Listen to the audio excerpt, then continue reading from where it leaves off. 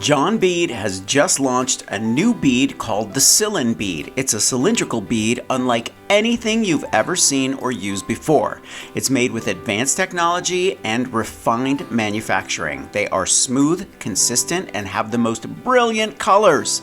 On and off of the loom, Cylin beads deliver clean rolls and precise spacing. And if you put hours and hours into your work like I do, you want your beads to be consistent in size and color, and these crystal seed beads deliver in every aspect. Here's the kicker. Not only are there beautiful colors and brilliant metallics, they have glow-in-the-dark Cylin beads as well, all made with the same precision. To test them out, I'm making a tried and true safety pin choker just to see how they line up and to see how intensely they glow.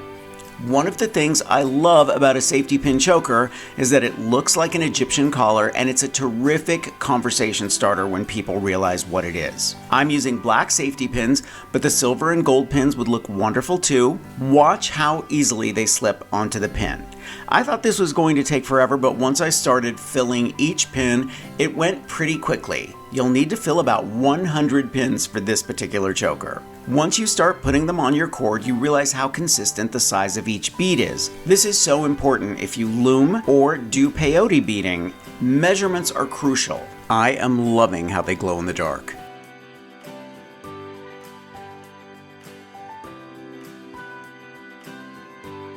I realized after I put together my first choker that using a cord that is just a bit smaller than the hole on the end of the safety pin lends to how beautifully the row of beaded pins lie against your neck.